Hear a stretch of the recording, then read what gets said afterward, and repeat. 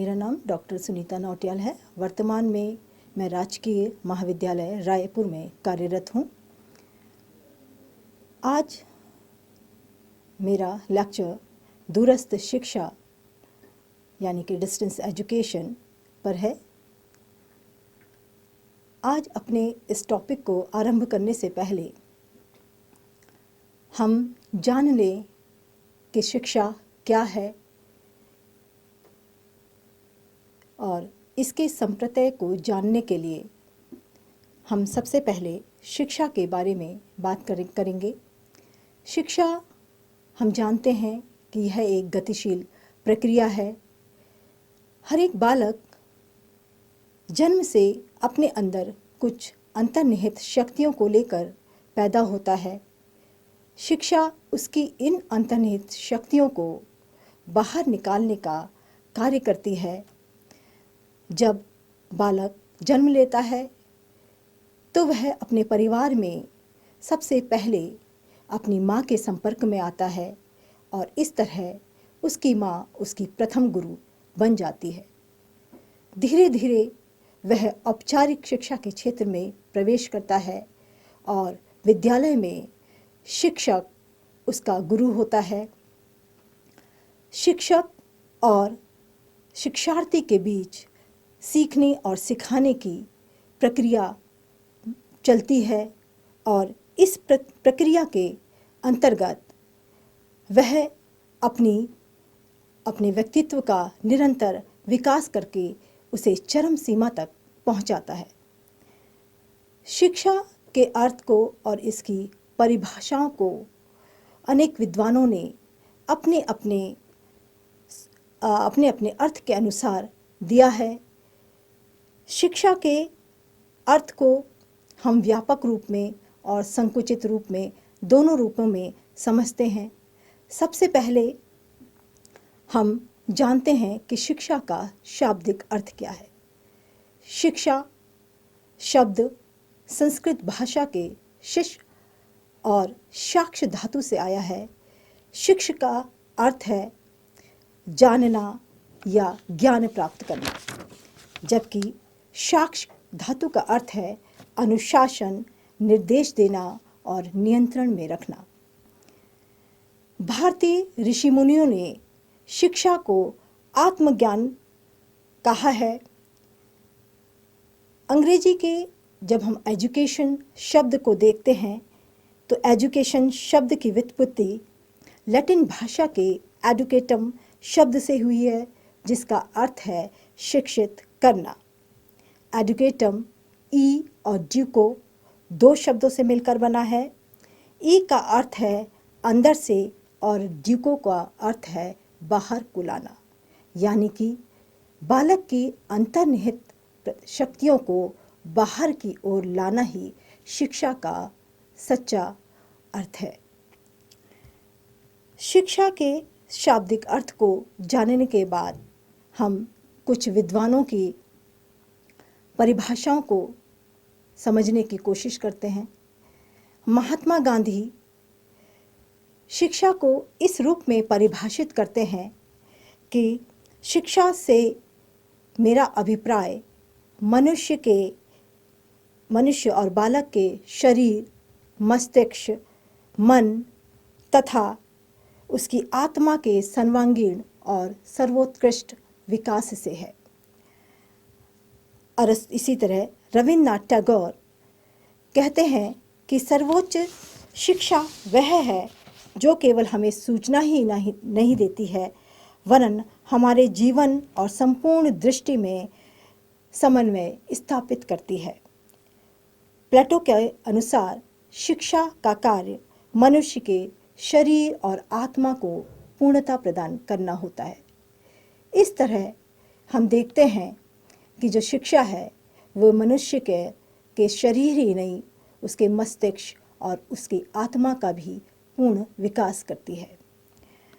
शिक्षा के व्यापक अर्थ को और संकुचित अर्थ को अगर हम समझें तो व्यापक अर्थ में शिक्षा निरंतर चलने वाली प्रक्रिया है जो मनुष्य के जन्म से लेकर उसकी मृत्यु तक चलती रहती है। इसमें हर सीखने वाला शिक्षार्थी का रूप लेता है और हर सिखाने वाला शिक्षक का रूप लेता है। इस गतिशील प्रक्रिया के अनुसार बालक निरंतर कुछ ना कुछ सीखता रहता है। सबसे पहले हम शिक्षा के संकुचित अर्थ को जानने की कोशिश करते हैं। Narrow meaning of education. शिक्षा का सबसे प्रचलित रूप ही उस संकुचित रूप है। जनसाधारण की यह अवधारणा होती है कि जो शिक्षा विद्यालय के परिवेश में दी जाती है वही वास्तविक शिक्षा होती है। इसमें सब कुछ पूर्व निर्धारित होता है, यानी कि इसमें निश्चित पूर्व निर्धारित पाठ्यक्रम होता है, निश्चित शिक्षण विधियाँ होती हैं, निश्चित पाठ्य पुस्तक होती हैं, निश्चित समयकाल होता है और शिक्षकों का चयन प्रमुख स्थान पर होता है। यह शिक्षा जीवन के कुछ ही वर्षों तक चलती है और इसे पुस्तकीय शिक्षा और विद्यालय शिक्षा की संज्ञा दी जाती है।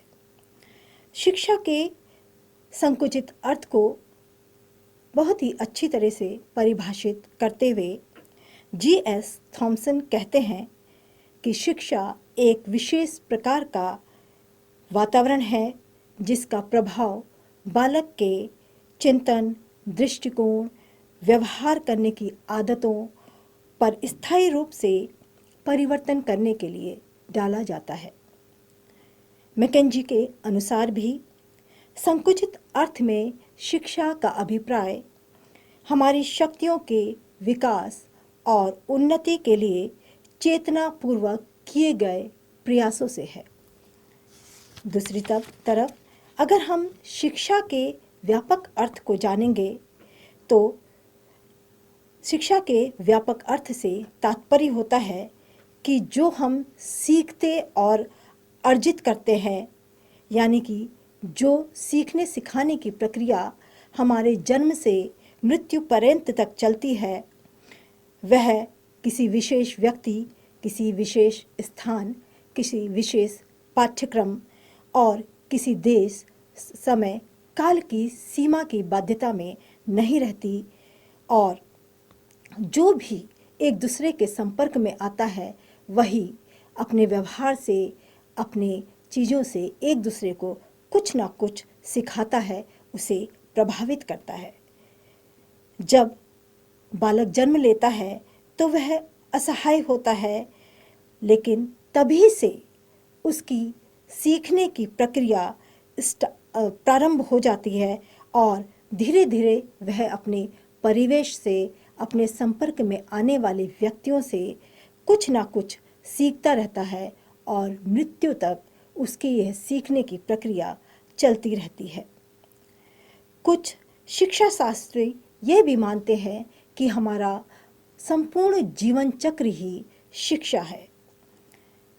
इसे और अच्छी तरह से परिभाषित करने के लिए जे.एस. मैकेंजी कहते हैं कि व्यापक दृष्टि से जीवन पर्यंत चलने वाली प्रक्रिया ही शिक्षा है और जीवन के प्रत्येक अनुभव से इसे प्राप्त किया जा सकता है।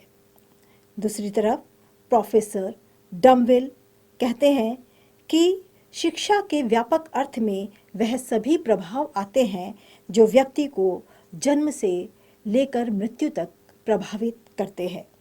शिक्षा के एनालिटिकल अगर मीनिंग को हम देखें तो इसे हम अनेक तरह से परिभाषित कर सकते हैं। पहला, शिक्षा एक सामाजिक प्रक्रिया होती है। शिक्षा एक को हम गतिशील प्रक्रिया के रूप में भी देख सकते हैं। शिक्षा एक द्विमुखी प्रक्रिया होती है। शिक्षा को हम त्रिमुखी प्रक्रिया के रूप में भी लेते हैं और शिक्षा को एक बहुमुखी प्रक्रिया के रूप में भी लेते हैं।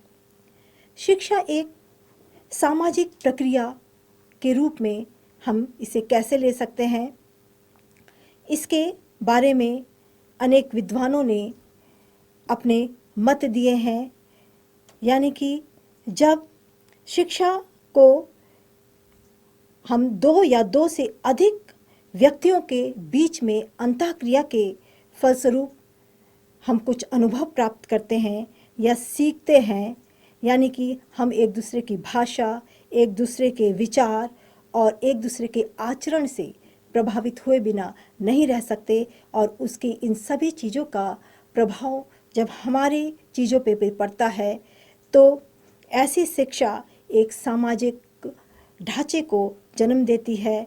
मनुष्य की संपूर्ण सहृदयता एवं संस्कृति का विकास सामाजिक प्रक्रिया का ही परिणाम होता है। उसके चिंतन, मनन और विचारों पर भी समाज का प्रभाव स्पष्ट रूप से दिखाई देता है। एक ही देश के अलग अलग भागों के लोगों के विचारों में भिन्नता पाई जाती है, और यह सच है कि शिक्षा समाज के भूत, वर्तमान और भविष्य तीनों से संबंधित होती है। इसीलिए समाज की आवश्यकताओं के अनुसार शिक्षा उसकी पूर्ति करती है। अगर हम देखें कि शिक्षा एक गतिशील प्रक्रिया है, तो हम जानते हैं कि यह संसार गतिशील है। हर वस्तु, हर चीज़ परिवर्तनशील है, और मनुष्य का जो स्वभाव है वह गतिशीलता का गुण उसमें विद्यमान रहता है। अतः शिक्षा का अस्थिर होना स्वाभाविक है। शिक्षा सदैव गतिशील रहकर बालक को देश, काल और परिस्थिति के अनुसार प्रगति की ओर अग्रसर करती है। समाज में निरंतर परिवर्तन के कारण शिक्षा के प्रारूप में भी परिवर्तन आता रहता है। अतः शिक्षा के उद्देश्य, उसका पाठ्यक्रम, उसकी विधियाँ सभी निरंतर परिवर्तित होती रहती हैं। निरंतर विकास परिवर्तन के कारण ही शिक्षा से विकास की गति भी प्रभावित होती है। शिक्षा एक द्विमुखी प्रक्रिया है। इसे हम इस प्रकार समझते हैं कि शिक्षा की प्रक्रिया में एक पक्ष प्रभावित करता, यानी कि सीखने वाला, सिखाने वाला, और दूसरा पक्ष प्रभावित होता है। अतः शिक्षा द्विमुखी प्रक्रिया है, अर्थात शिक्षा के दो पक्ष होते हैं। प्रथम जो प्रभावित करता है यानी कि शिक्षक, और द्वितीय जो प्रभावित होता है यानी कि शिक्षार्थी या बालक। जॉन एडम्स इसे परिभाषित करते हुए कहते हैं कि शिक्षा एक द्विमुखी प्रक्रिया है जिसमें एक व्यक्तित्व दूसरे व्यक्तित्व को प्रभावित करता है और जिससे उसके व्यवहार में परिवर्तन होता है। शिक्षा एक त्रिमुखी प्रक्रिया के रूप में जॉन डीवी ने एडम्स द्वारा प्रतिपादित द्विमुखी प्रक्रिया का खंडन किया है। डीवी का विचार है कि शिक्षा की द्विमुखी प्रक्रिया में शिक्षक और बालक को ही महत्व दिया जाता है, जबकि इस प्रक्रिया में पाठ्यक्रम का भी अपना एक महत्वपूर्ण स्थान होता है। डीवी का विचार है कि शिक्षा की प्रक्रिया में अध्यापक और छात्रों के बीच अंतःक्रिया का कोई ना कोई आधार अवश्य होता है, और वह आधार समाज है, क्योंकि बालक का विकास समाज में रहकर ही होता है। समाज द्वारा ही बदलती परिस्थितियों के अनुसार मनोवैज्ञानिक और सामाजिक परिवर्तन किया जाता है। शिक्षा एक बहुमुखी प्रक्रिया के रूप में आधुनिक समय में शिक्षा का स्वरूप काफ़ी बदल गया है। अब शिक्षा को केवल विद्यालय और पाठ्यक्रम तक ही सीमित नहीं रखा गया है, अपितु सामाजिक आर्थिक क्रियाकलापों का भी शैक्षिक महत्व है। विद्यालय के अतिरिक्त अन्य औपचारिक तथा निरौपचारिक साधनों को भी शिक्षा का साधन माना गया है। शिक्षा को बहुमुखी प्रक्रिया के रूप में अब मान्यता प्रदान की जा रही है। शिक्षार्थियों को उनकी रुचि के अनुसार साधनों के चयन की स्वतंत्रता प्रदान की जा रही है। इसमें शिक्षा का प्रचलित स्वरूप, पूर्णकालिक शिक्षा, अंशकालिक शिक्षा, पत्राचार द्वारा शिक्षा एवं सूचना के स्रोतों का उपयोग करने वाले स्व शिक्षा के अनेक रूप भी सम्मिलित है। स्व अध्ययन हेतु विभिन्न प्रकार की नई संस्थाओं और सेवाओं जैसे सूचना केंद्र, भाषा प्रयोगशालाएं, पुस्तकालय, तकनीकी प्रशिक्षण प्रयोगशालाएं एवं अधिगम केंद्र, मुक्त विश्वविद्यालय, श्रव्य दृश्य साधन आदि के प्रयोग पर बल दिया जा रहा है।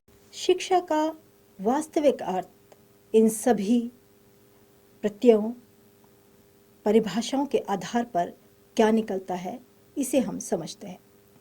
अगर संकुचित शिक्षा या विद्यालय शिक्षा को हम वास्तविक शिक्षा मानते हैं तो यह भी शिक्षा का उपयुक्त अर्थ नहीं होगा, क्योंकि शिक्षा केवल स्कूली शिक्षा व विद्यालय शिक्षा और शिक्षक व शिक्षार्थी के संबंध तक ही सीमित नहीं है।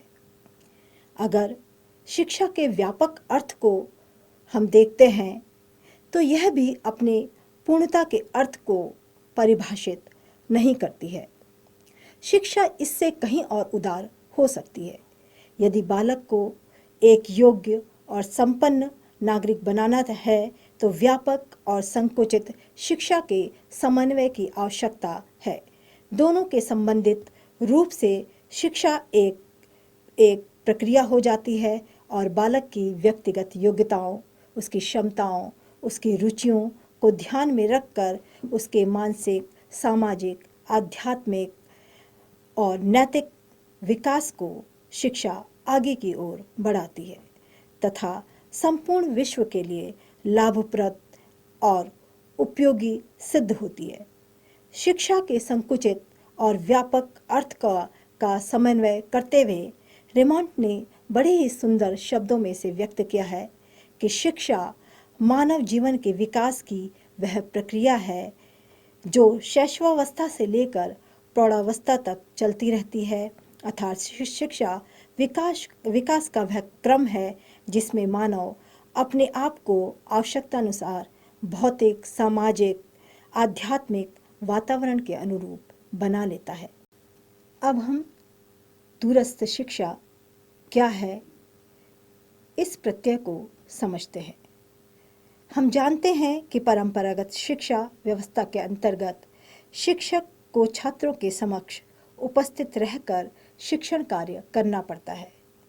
परंपरागत शिक्षण की कई और सीमाएं और बाध्यताएं होती हैं, जिसके कारण अधिक जनसंख्या वाले देश, विकासशील देश, अविकसित देश, इनके लिए इस प्रकार की औपचारिक शिक्षा की व्यवस्था करना अत्यंत कठिन हो जाता है, जिसके कारण जन जन तक की शिक्षा का सपने को साकार करना या जन जन तक शिक्षा को पहुंचाना एक असंभव कार्य हो जाता है।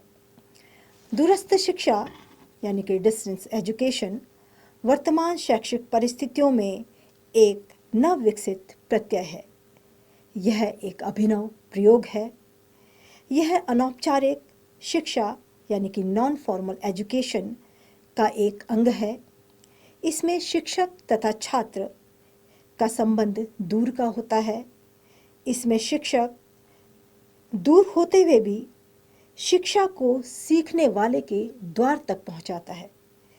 इस अवधारणा या इस प्रत्यय को ही दूरस्थ शिक्षा कहा जाता है।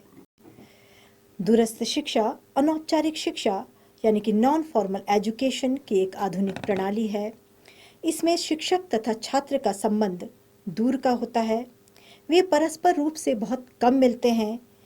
यह पत्राचार कोर्सों, संपर्क कार्यक्रमों, जनसंचार के साधनों आदि के द्वारा प्रदान की जाती है।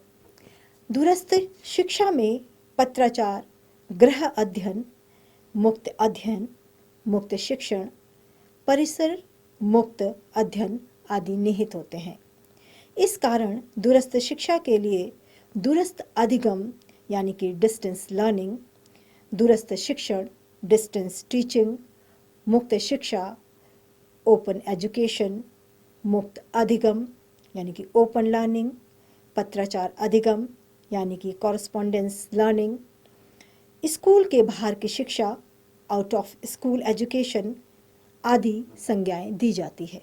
दूरस्थ शिक्षा शब्द का प्रयोग सन 1982 से शुरू हुआ, जब 4 दशक पुरानी international council for correspondence education या ICCE ने अपना नाम international council for distance education रखा, यानी कि ICDE रखा। इस परिवर्तन ने इस तथ्य को स्वीकारा कि दूरस्थ शिक्षा मात्र एक मुद्रित शब्द नहीं है, अपितु इसके अंतर्गत शिक्षण अधिगम प्रक्रिया के लिए आधुनिक प्रौद्योगिकी के उपकरणों का प्रयोग भी सम्मिलित है। दूरस्थ शिक्षा मूलतः ऐसे बालकों एवं प्रौढ़ों के लिए है जो किन्हीं न किन्हीं कारणों से या विभिन्न कारणों से नियमित रूप से प्रदान की जाने वाली यानी कि औपचारिक शिक्षा को प्राप्त नहीं कर सकते हैं या नहीं कर सके। दूसरे शब्दों में, इस शिक्षा का संबंध शिक्षा को उन व्यक्तियों तक पहुंचाना है जो विशेष कारणों से औपचारिक शिक्षा का लाभ प्राप्त करने से वंचित रह जाते हैं या असमर्थ होते हैं। दूरस्थ शिक्षा के अगर प्रत्यय को हम और अधिक स्पष्ट करें तो अनेकों शिक्षाविदों ने, अनेकों विद्वानों ने इसकी बड़ी अच्छी परिभाषाएं दी हैं, जिनमें से कुछ प्रमुख परिभाषाएं के रूप में मैं आपके सामने प्रस्तुत कर रही हूँ। सबसे पहले है, जैक फॉक्स ने इसमें दूरस्थ शिक्षा को परिभाषित करते हुए कहा है कि दूरस्थ शिक्षा अधिगम विधि की कुछ ऐसी विशेषताओं को प्रकट करता है जो शिक्षण संस्थाओं की अधिगम विधियों से पृथक होती हैं। पीटर्स के अनुसार दूरस्थ शिक्षा अप्रत्यक्ष अनुदेशन की विधि है जिसमें शिक्षक तथा छात्र में भौगोलिक एवं भावात्मक संबंध नहीं होता है, जबकि शिक्षा की मुख्य धारा में शिक्षक एवं छात्र का भौगोलिक व एक भावात्मक रूप से वे एक दूसरे से जुड़े रहते हैं और उनका संबंध सामाजिक नियमों पर आधारित रहता है। दूसरी तरफ दूरस्थ शिक्षा में यह संबंध प्रौद्योगिक नियमों पर आधारित होता है।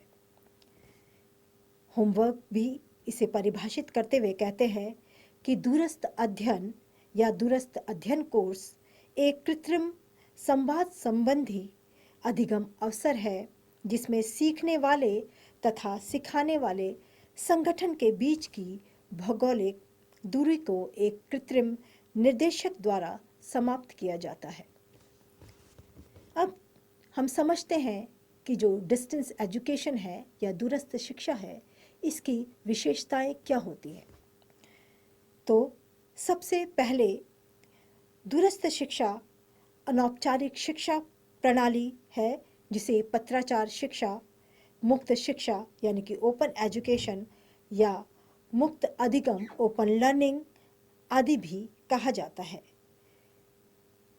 दूरस्थ शिक्षा स्थान, काल आदि से संबंधित नहीं होती है। इसकी अन्य विशेषता है कि दूरस्थ शिक्षा छात्र केंद्रित होती है। यह छात्रों की आवश्यकताओं पर केंद्रित होती है। इसमें छात्र अपनी गति और अपनी सुविधा के अनुसार सीखता है और उसे कोर्स के चयन में भी स्वतंत्रता होती है। इसकी अन्य विशेषता है, प्रवेश की दृष्टि से दूरस्थ शिक्षा लचीली शिक्षा होती है। यह अप्रत्यक्ष शिक्षा यानी कि इनडायरेक्ट एजुकेशन है, क्योंकि इसमें आमने सामने शिक्षा प्रदान नहीं की जाती है। इसमें छात्र अपने शिक्षकों तथा सहपाठियों से अलग रहता है। इसमें अध्यापक तथा छात्रों के में संपर्क डाक द्वारा या अन्य प्रौद्योगिक विधियों द्वारा संपन्न होता है। दूरस्थ शिक्षा संस्थागत नहीं होती है, वरन पत्राचार, प्राइवेट अध्ययन, परिसर मुक्त, गृह अध्ययन, स्वतंत्र अध्ययन आदि के रूप में प्रदान की जाती है। यह शिक्षा छात्र के द्वार तक स्वयं पहुंचती है या प्रदान की जाती है। इस शिक्षा में बहुआयामी पाठ्यक्रमों का समावेश होता है। इस शिक्षा में सामूहिक अध्ययन के अपेक्षाकृत व्यक्तित्व अध्ययन पर बल दिया जाता है और यह शिक्षा जन शिक्षा की पद्धति है। इसके बाद हम प्रकाश डालेंगे कि दूरस्थ शिक्षा के मुख्य उद्देश्य क्या होते हैं, यानी कि दूरस्थ शिक्षा देने के या इसे जन जन तक पहुंचाने के उद्देश्य क्या है। यह उन सभी सीखने वालों को अधिगम अवसर प्रदान करता है जो कम आय, अधिक आयु, दूरी आदि के कारण अपनी शिक्षा को कायम रखने में असमर्थ रहे हैं। शिक्षा का मुख्यतः उच्चतर शिक्षा के व्यापक अवसरों का मार्ग प्रशस्त करना है। उन सीखने वालों को अपनी रुचि के विषयों एवं भाषाओं को अपनी गति तथा अपनी सुविधानुसार सीखने के योग्य बनाना है, जो इसको औपचारिक शिक्षा के कठोर नियमों और समय तालिका के कारण नहीं सीख पाए हैं। शिक्षित व्यक्तियों के उनके वर्तमान रोजगार में बाधा उत्पन्न किए बिना ज्ञान विकास हेतु अवसर प्रदान करना होता है। अगला उद्देश्य है सीखने वालों के लाभ तथा उत्थान के लिए उनके ज्ञान को और समृद्ध बनाना दूरस्थ शिक्षा का प्रमुख उद्देश्य होता है।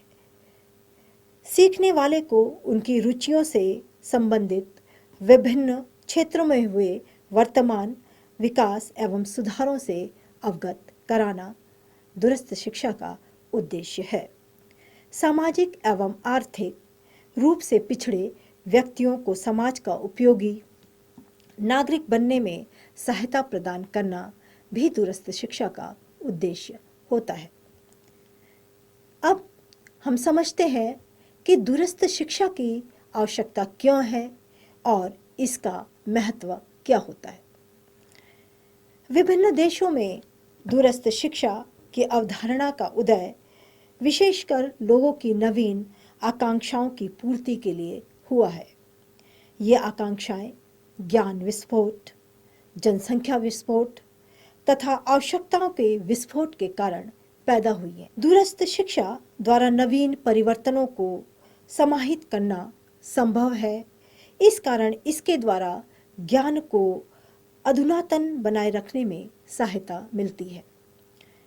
दूसरा, जनसंख्या विस्फोट ने छात्रों की संख्या में वृद्धि की है, अतः इस वृद्धि की आकांक्षाओं को औपचारिक शिक्षा पद्धति द्वारा पूर्ण करना असंभव होता है। अतः सभी के लिए शिक्षा हेतु दूरस्थ शिक्षा आवश्यक है, क्योंकि इसके द्वारा सभी तक शिक्षा को पहुंचाना आसान होता है। क्योंकि औपचारिक शिक्षा पद्धति में सभी को प्रवेश देना संभव नहीं हो पाता है। इस पद्धति में प्रति व्यक्ति खर्चा अधिक होता है, लेकिन दूरस्थ शिक्षा में यह व्यय कम हो जाता है और दबाव भी कम हो जाता है। यह पूर्णकालिक तथा लंबी अध्ययन अवधि वाली प्रणाली है। यह व्यवहारिक जीवन से संबंधित नहीं होती है। दूरस्थ शिक्षा द्वारा विभिन्न छात्रों की आवश्यकताओं को पूर्ण करना संभव होता है। यह शिक्षा उन व्यक्तियों को अधिगम अवसर प्रदान करती है जो कमाते हुए भी सीखना आरंभ रखना चाहते हैं। यह शिक्षा योग्यता बढ़ाने वाले इच्छुक व्यक्तियों या अभ्यर्थियों को अवसर प्रदान करती है। यह शिक्षा आर्थिक, भौतिक, भावात्मक तथा पारिवारिक स्थितियों के कारण उत्पन्न पृथकता को दूर करने में सहायता प्रदान करती है। यह शिक्षा के लोकतंत्रीकरण में महत्वपूर्ण भूमिका निभाती है। यह आत्म विकास के लिए अत्यंत आवश्यक होती है। यह विभिन्न अवस्थाओं के लोगों की विभिन्न आवश्यकताओं की पूर्ति करने में सहायक होती है। अब हम थोड़ा सा जानते हैं कि भारत में दूरस्थ शिक्षा का प्रारंभ कैसे हुआ। भारत के विद्यालयों में शिक्षा में रेडियो का प्रयोग 50 के दशक से प्रारंभ हुआ, जब 1959 से दूरदर्शन का प्रयोग शैक्षिक उद्देश्यों की पूर्ति के लिए किया गया। इस दिशा में SITE यानी कि सैटेलाइट इंस्ट्रक्शनल टेलीविजन एक्सपेरिमेंट के प्रयोग से एक नवीन युग का प्रारंभ हुआ, जिससे 6 राज्यों के बहुत से ग्रामों में प्राथमिक शिक्षा कार्यक्रम दूरदर्शन पर उपलब्ध हो सके। इसके बाद इनसेट इंडियन नेशनल सैटेलाइट कार्यक्रम शुरू हुआ। यह प्राथमिक विद्यालयों के छात्रों को शैक्षिक कार्यक्रमों की व्यवस्था कराता है। माध्यमिक स्तर पर पत्राचार कार्यक्रम 1965 में प्रारंभ हुआ। सर्वप्रथम मध्य प्रदेश माध्यमिक शिक्षा बोर्ड ने पत्राचार पाठ्यक्रम सन 1965 में शुरू किया।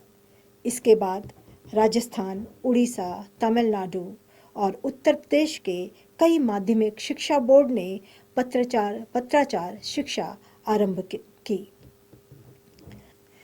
प्रथम मुक्त विद्यालय यानी कि ओपन स्कूल नई दिल्ली में सन 1979 में स्थापित किया गया। यह उन छात्रों को माध्यमिक शिक्षा प्रदान करता था जो बीच में विद्यालय छोड़ देते थे। मुक्त विद्यालय ने 1988 में उच्च माध्यमिक पाठ्यक्रम प्रदान करना शुरू किया। नवंबर 1979 में इस संस्था का उन्नयन किया गया। यह राष्ट्रीय मुक्त विद्यालय नेशनल ओपन स्कूल के रूप में जाना जाने लगा। पंजाब और आंध्र प्रदेश में मुक्त विद्यालय स्थापित किए गए। उच्च शिक्षा की बढ़ती मांग को पूरा करने के लिए पत्राचार पाठ्यक्रम भारत में 1962 में शुरू हुआ। दिल्ली विश्वविद्यालय ने पत्राचार पाठ्यक्रम एवं सतत शिक्षा विद्यालय school of correspondence courses and continuous education की स्थापना 1962 ईस्वी में की। इसके बाद 60 के दशक में 3 अन्य संस्थाओं ने पत्राचार पाठ्यक्रम शुरू किए। 70 के दशक में 21 विश्वविद्यालयों में पत्राचार पाठ्यक्रम आरंभ किए गए।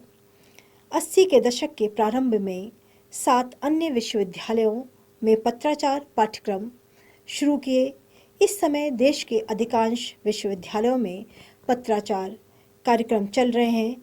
इसमें से प्रमुख हैं दिल्ली विश्वविद्यालय, पंजाब विश्वविद्यालय, मैसूर विश्वविद्यालय, शिमला विश्वविद्यालय, कुरुक्षेत्र विश्वविद्यालय, जम्मू विश्वविद्यालय, मेरठ विश्वविद्यालय, श्रीनगर विश्वविद्यालय, बम्बई विश्वविद्यालय, राजस्थान विश्वविद्यालय, भोपाल विश्वविद्यालय, मदुराई विश्वविद्यालय, अन्नामलाई विश्वविद्यालय, उदयपुर विश्वविद्यालय, उत्कल विश्वविद्यालय और केरल विश्वविद्यालय। हमारे पास दूरस्थ शिक्षा को प्रदान करने के माध्यम क्या है, उन प्रमुख माध्यमों को हम आपको बताते हैं। पत्राचार शिक्षा, इसमें अधिगम पुस्तिकाओं यानी कि लर्निंग मैनुअल्स, पैम्फलेटों, पुस्तकों, मुद्रित सामग्री, उत्तर पत्रावलियों यानी कि आंसर शीट, प्रदत्तकार, असाइनमेंट, वैयक्तिक संपर्क कार्यक्रमों तथा निर्देशित अध्ययन केंद्रों को स्थान प्राप्त होता है। इसमें दूरदर्शन अपनी प्रमुख भूमिका निभाता है। दूसरा, उपग्रह शिक्षण दूरदर्शन का प्रयोग किया जाता है। भारत का राष्ट्रीय उपग्रह इनसेट 1B और मुक्त विश्वविद्यालय। अब हम ये समझने की कोशिश करते हैं कि दूर शिक्षा के आधारभूत सिद्धांत क्या होते हैं।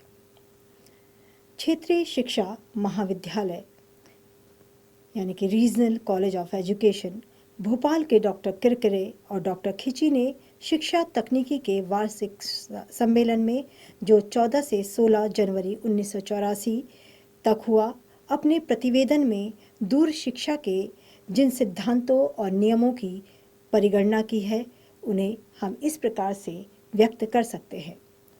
बहुमाध्यम उपागम का सिद्धांत, यानी कि principle of multi media approach.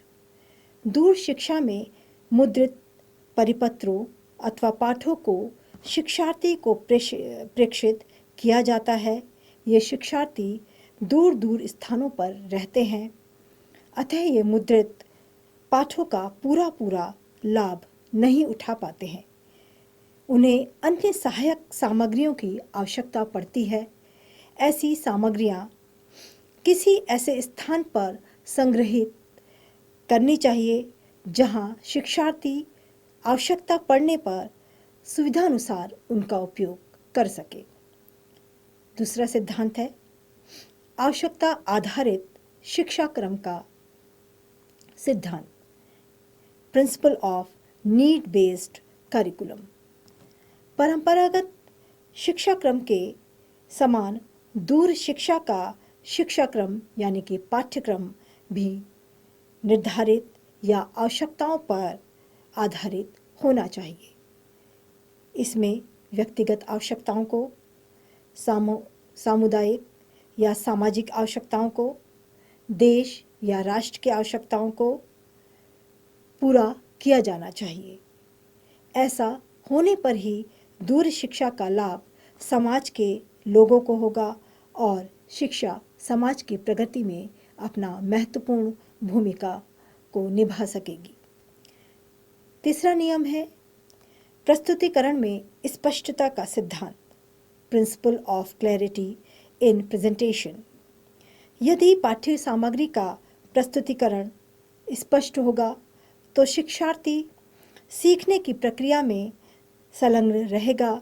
जब भी वह पाठ्य सामग्री को मुद्रित रूप में या लिखित रूप में पाएगा तो इस बात का ध्यान रखा जाए कि एक अनुच्छेद में एक ही विचार बिंदु अथवा तथ्य को प्रस्तुत किया जाए। इससे प्रस्तुतिकरण में स्पष्टता आएगी। अगला सिद्धांत है जनता में दूर शिक्षा के प्रति समुचित अभिवृत्ति में विकास का सिद्धांत। दूर शिक्षा तभी सफल हो सकती है जबकि जनसाधारण में उसके प्रति समुचित अभिवृत्ति हो, नहीं तो शिक्षा केवल एक अनावश्यक चीज के रूप में हो जाएगी और लोगों के लिए उसकी रुचि कम हो जाएगी और ना तो शिक्षा तब सफल होगी, ना अपने उद्देश्यों को प्राप्त करेगी। इसलिए दूर शिक्षा की दृष्टि से ऐसी शिक्षण सामग्रियों और शिक्षण विधियों का विकास किया जाना चाहिए जिसे जनसाधारण रुचि और उत्साह के साथ अपनाए। अगला सिद्धांत है दलगत प्रयास का सिद्धांत। कोई भी काम क्यों ना हो, इसमें सफलता तभी मिलती है जबकि सभी संबंधित व्यक्ति उस काम को मिलकर करें। सामूहिक प्रयास से ही सफलता मिलती है, अतः सभी लोगों के सामूहिक प्रयास से ही इस दूरस्थ शिक्षा के कार्यक्रम को सफल बनाया जा सकता है। सक्रिय सीखने का सिद्धांत। दूर शिक्षा में भी सफलता तभी प्राप्त हो सकेगी जब इसे सीखने वाला या पाने वाला इसमें सक्रिय रूप से भाग ले सके। इसमें हमें कुछ मुख्य बिंदुओं पर विचार करना होगा, यानी कि शिक्षार्थी द्वारा संदर्भ सामग्री तैयार करना, सीखने वाला एकत्रित सामग्री का अध्ययन करे, कतिपय विशिष्ट सामग्रियों का शिक्षार्थी द्वारा विश्लेषण, प्रमुख बिंदुओं की व्याख्या करना। अगला सिद्धांत है शिक्षार्थी में सामाजिकरण का सिद्धांत। शिक्षार्थी के व्यक्तित्व के विकास के लिए यह आवश्यक है कि उसका सामाजिक विकास हो। इसलिए शिक्षार्थी को समय समय पर किसी निश्चित स्थान पर बुलाकर सामूहिक सम्मेलनों का आयोजन किया जाना चाहिए। इन सामूहिक सम्मेलन में शिक्षक और अधिगमकर्ता को अपने अपने विचार प्रकट करने चाहिए। शिक्षार्थी के सामाजिक विकास में इस प्रकार के सम्मेलनों का एक महत्वपूर्ण स्थान होता है। अगला सिद्धांत है पर्यवेक्षण प्रणाली के विकास का सिद्धांत। किसी भी कार्यक्रम की सफलता के लिए सफल पर्यवेक्षण आवश्यक होता है। अतएव दूर शिक्षा में भी सुव्यवस्थित पर्यवेक्षण की आवश्यकता होनी चाहिए। पर्यवेक्षण करते समय निम्न बातों को ध्यान में रखा जाए। पहला, बालकों की कठिनाइयों का निदान, और दूसरा, उनके निराकरण के लिए उपचारात्मक उपाय काम में लाना। अधिक से अधिक प्रेरणा तकनीकी के प्रयोग का सिद्धांत। दूरस्थ शिक्षा में शिक्षार्थी और शिक्षा देने वाला दूर दूर रहते हैं और बहुधा उनका एक दूसरे से संपर्क नहीं हो पाता है। वे आमने सामने बैठकर अंतःक्रिया नहीं कर पाते हैं। इसलिए ऐसे साधनों का प्रयोग किया जाना चाहिए जिसमें सीखने वाला अधिक से अधिक प्रेरित हो। विद्यार्थियों को प्रेरित करने के लिए हमें निम्नलिखित साधन अपनाने चाहिए।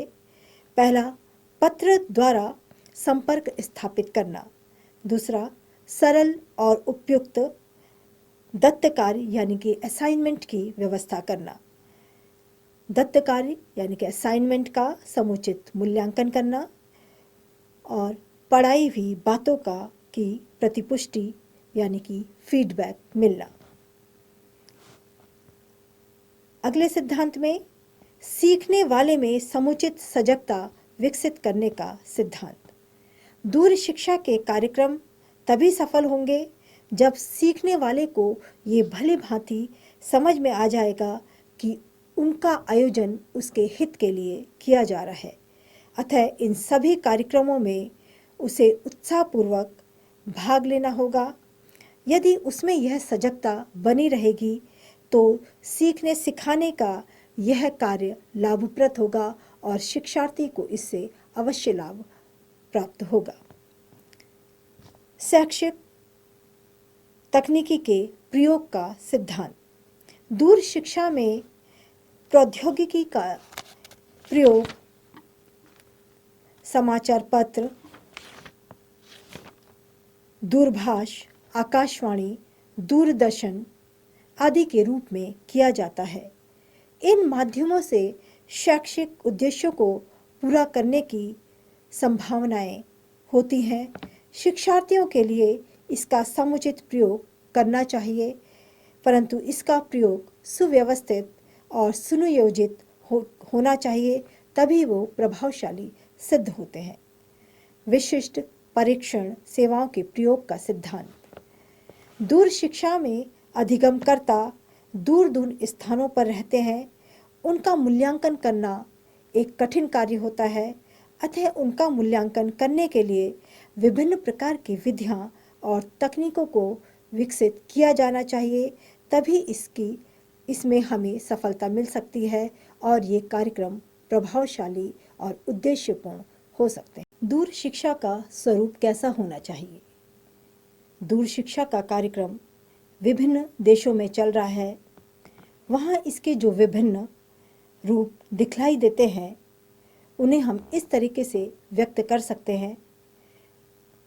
पहला, शिक्षक प्रशिक्षण कार्यक्रम, सेवारत यानी कि इन सर्विस शिक्षण प्रशिक्षण कार्यक्रम, आकाशवाणी शैक्षिक कार्यक्रम, दूरदर्शन शैक्षिक कार्यक्रम, पत्राचार कार्यक्रम, खुला या उन्मुक्त विश्वविद्यालय। ऐतिहासिक दृष्टि से दूर शिक्षा की विभिन्न अवस्थाओं का वर्णन हम इस प्रकार से कर सकते हैं। जैसे प्रथम अवस्था, इसकी निम्न विशेषताएं होती हैं। यह परंपरागत विश्वविद्यालय में पढ़ाए जाने वाले विषयों के अतिरिक्त कुछ अन्य विषयों में पत्राचार पाठ तैयार किए जाते हैं। दूर शिक्षा के कार्यक्रम क्या वास्तव में सफलता को प्राप्त करते हैं या दूर शिक्षा हमारे देश में कारगर सिद्ध होती है, इसमें अभी भी कुछ आशंकाएं बनी रहती हैं। उनमें से कुछ आशंकाओं को हम इस तरीके से देख सकते हैं। भारत में आज भी अधिकांश जनसंख्या ग्रामों में निवास करती है और आज भी ग्रामों में प्राथमिक और पूर्व प्राथमिक विद्यालयों की स्थिति अच्छी नहीं है और हम इस शिक्षा के लिए दूर शिक्षा का प्रयोग नहीं कर सकते हैं। हमारे देश में जनजातियों, वनवासियों और पिछड़ा जातियों में साक्षरता दर आज भी कम है। रोजी रोटी तथा परिवार की समस्याओं से ग्रस्त इन लोगों के पास इतना समय नहीं है कि जनसंचार के माध्यमों को प्रयोग करते हुए ये दूर शिक्षा का लाभ ले सकें। कोई भी राष्ट्र तभी आगे बढ़ता है जब वहाँ के निवासियों में शिक्षा का प्रसार हो। कोई व्यक्ति साक्षर होने से ही शिक्षित नहीं हो जाता। दूर शिक्षा की भी परंपरागत शिक्षा के समान उपाधि एवं प्रमाण पत्र देने का काम करती है। यह साक्षरता की ओर तो एक कदम कहा जा सकता है, लेकिन शिक्षा की ओर नहीं। तो इसमें भी ऐसे कार्यक्रमों को स्थान देना होगा जिसमें शिक्षार्थी और शिक्षक के बीच की दूरी को हम थोड़ा कम कर सके। अपने देश का आर्थिक सामाजिक ढांचा इस प्रकार का है कि बहुत से प्रतिभावान युवकों को अपनी शिक्षा बीच में छोड़कर किसी भी व्यवसाय को अपनाना पड़ता है। दूर शिक्षा उपाधियों और प्रमाण पत्र देकर उन्हें आत्मतुष्ट तो कर सकती है, परंतु व्यावसायिक या आर्थिक दृष्टि से उन्हें उसी प्रकार का लाभ दे सके जैसी औपचारिक शिक्षा देती है, तभी यह लाभप्रद सिद्ध होगी। दूर शिक्षा पद्धति द्वारा शिक्षा प्राप्त करने के लिए विभिन्न प्रकार के जनसंचार माध्यमों अर्थात दृश्य श्रव्य उपकरणों की आवश्यकता पड़ती है, परंतु उनको जुटा पाने में एक साधारण और गरीब परिवार के लिए आज भी यह संभव स्थिति नहीं है। किसी भी देश का प्रश्न हो, यह उसका उत्तरदायित्व होता है कि देश के सभी निवासियों को शिक्षा और रोजगार के समान अवसर उपलब्ध कराए। शिक्षा के औपचारिक साधन ये सब करने में असमर्थ होते हैं, इसलिए शिक्षा के अनौपचारिक साधनों का सहारा लेना पड़ता है और शिक्षा के अनौपचारिक साधनों को भी अपनी महत्वपूर्ण भूमिका शिक्षा के प्रसार में और देश की उन्नति में निभानी पड़ेगी। अंत में हम यह कह सकते हैं कि दूरस्थ शिक्षा में छात्रों को शिक्षकों के आमने सामने बैठकर व्याख्यान सुनने का अवसर भले ही ना मिलता हो, परंतु इसमें खुले अधिगम को संप्रेषण माध्यमों या शिक्षा तकनीकी के द्वारा सीखने वालों तक पहुंचाया जाता है या सीखने के अवसर प्रदान किए जाते हैं। दूरदर्शन की सहायता से शिक्षक ही छात्रों तक पहुंचकर शिक्षा प्रदान करता है। इसके अंतर्गत शिक्षक छात्र अंतःक्रिया एक पक्षी होती है। इस प्रकार दूरस्थ शिक्षा का प्रमुख ध्येय खुले अधिगम के लिए परिस्थिति उत्पन्न करना होता है।